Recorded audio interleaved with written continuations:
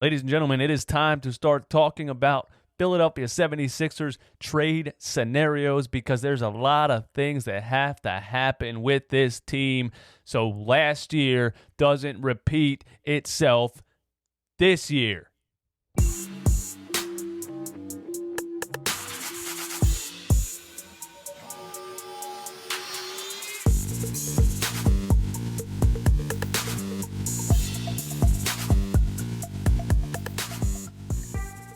What is up, guys? DJ Eastwood here. This is the Run It Back podcast, the daily Philly sports talk show. Also, the most brutally honest Philly sports talk show on YouTube. Some people don't like it, but it's because some people don't like the truth. Hit the like button if you like the truth. Hit the dislike button if you like lying to yourself. And hit the subscribe button if you're new. I give you these podcast episodes every single day for free. I want my subscription. Let's get into this, man. Check it out. That's not what I want. Where's what I want at? Where's my stuff at? There it is. All right, let's get into this. Before we talk about Al Horford and Buddy Hield trade, that is the title of the video. You probably saw that when you clicked on the headline. I want to let you guys know myself and Philly Mike from the Philly Talk podcast will be doing a live stream on Monday, and we will be taking live phone calls from you. Live phone calls. On Monday, me and Philly Mike. I'm going to be posting the phone number here soon, maybe in a post. Maybe I'll say it in a video. I'm not really sure yet, but we're going to be taking live phone calls Monday at 6 o'clock, talking about the Eagles and Ravens game, maybe talking about some Sixers stuff. It's going to be a fun time, so be sure to tune in, myself and Philly Mike on the Philly Talk podcast. Quick Eagles nugget before we talk about the Sixers' potential trade targets. The Eagles activated a 21-day practice window for safety Will Parks, and oh my God, this team needs defensive back help and help over the middle like no team I've ever seen before. Safety Will Parks, a physical guy, a guy that can help stop the run, a guy that can help cover the middle of the damn field so Nate Gary's not on an island by himself getting burned by every wide receiver in the damn league. We could use Will Parks back very, very soon. Hopefully he's back soon. We'll have to see what happens. Let's check it out, man. Would you trade Al Horford for Buddy Hield? I mean, obviously you would, but the contracts are the issue, right? So you're going to have to give up something with Al Horford to acquire a Buddy Hield player, right? If you can get it done with Al Horford and 2 second-round picks, I say pull the trigger right effing now, dude. What are you waiting for? What are you waiting for? Pull the trigger right now. But if you have to give up that first-round pick, do you reconsider it? If you have to give up Al Horford and that 2020 number 21 Oklahoma City Thunder pick, would you do it? I would still do it. Let's just talk about it for a second, man. Buddy Hield signed a 4-year, $86 million contract with the Kings. That was after he went on a little bit of a tirade, a little bit of a angry episode, when the Kings were kind of messing around with his contract as he's nearing free agency. He starts saying publicly to the media, I know what I'm worth. If they don't want me here, I'll go somewhere else. So there was already kind of an issue with Buddy Hield in the Sacramento Kings front office, and then they signed him anyway, and it just hasn't really worked out, and there's been trade rumors ever since, and he likes things from other teams on social media. He unfollows the Sacramento Kings all the time. He basically, without saying it publicly, wants the hell out of Sacramento, and that could be great for us, because what more of a perfect fit could you even think of than Buddy Hield on the Philadelphia 76ers? A big physical shooter next to Ben Simmons, a guy that can play combo guard, a guy that can catch and shoot and make a move, a guy that can score points. Oh my goodness, please make this happen. The Sixers need shooting worse than the Eagles need a linebacker, honestly, and the Eagles need a linebacker worse than any team I've ever seen. The Sixers need shooting. Buddy Hield, since being drafted in 2016, is 6th in the NBA in made three-pointers. There's a lot of people that are like, nah, Buddy Hield's inconsistent, or nah, he's overrated, or nah, this, and this. those are the people that don't actually look at stats or facts. They just say things because social media has just given people a platform, and any John, Bob, and Harry can say his opinion, even if it doesn't make any damn sense. 6th in the NBA in three-pointers made since he was drafted. We need that. We need a top 10 shooter on this team. We know that. We've been missing it since J.J. Redick left. We need to space the floor. We need a shooter. All right? He shoots 41.1% from three, and that ranks 14th amongst 298 qualifying players. He's a perfect fit next to Ben Simmons. I already said that. Now, his 4-year, $86 million deal, that really emphasizes even more how bad that Al Horford contract really was. Because the Sixers went into that offseason needing shooting, needing a point guard. I was sitting on my couch during free agency right when it started. J.J. Redick left in 30 seconds. He wanted nothing to do with this. Jimmy Butler was on the verge of getting signed and traded, and I thought we were going maybe the Kemba Walker route. You know, I thought maybe we were going, I thought it was clear and obvious that we were looking for ball-handling shooters. And not only do the Sixers not do something like a 4-year, $86 million Buddy Hield,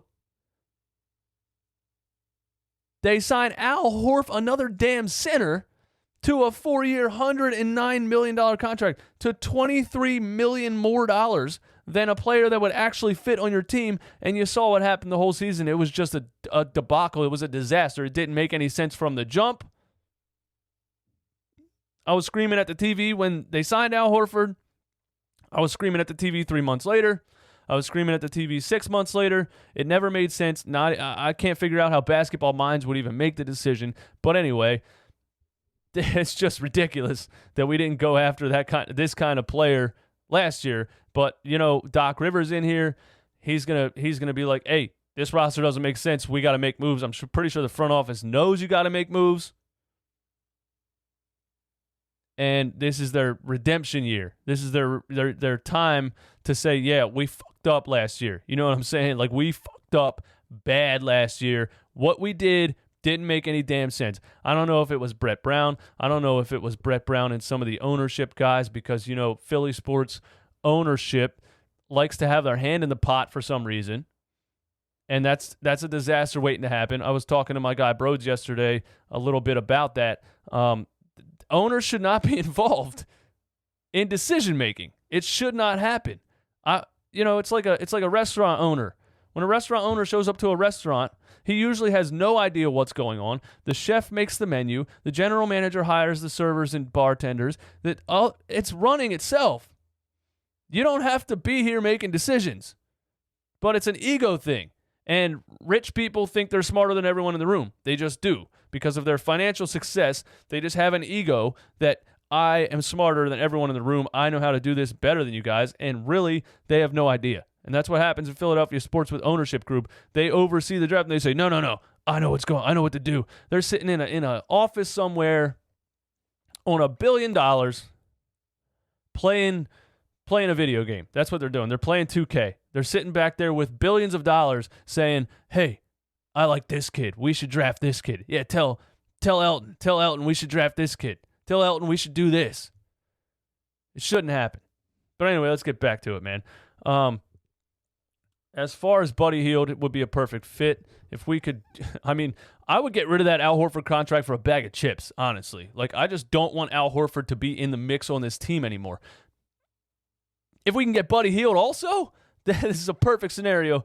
I don't know how far-fetched it is. You guys let me know in the comments if you think it's even possible. But I want to say this. Al Horford's not terrible. He's not bad. He didn't just suddenly become a horrible NBA player. You know, what are the odds of that? What are the odds Al Horford killed us with the Celtics, with a coach that knew how to run certain schemes and knew how to use him, and then he came to Philadelphia and just stunk it up? What are the odds it's because Al Horford sucks at basketball now? I don't believe that's the issue. I believe the issue was quite obviously him fitting next to Joel Embiid and Ben Simmons, trying to stuff 3 guys in the paint, and then Tobias playing in the paint sometimes. You're trying to stuff 4 guys in the paint. It doesn't make any sense. That hindered his game completely. He should want out of here as much as we want him out of here. Al Horford could do for the Kings what Buddy Hield could do for us. The Kings could use a scoring center that can stretch the floor, pick and pop, play interior defense. He has the experience. He can be the locker room guy. We all know he's a locker room guy. We all know he's a nice, well-spoken guy, very professional. He can help the younger guy on the Sacramento Kings team.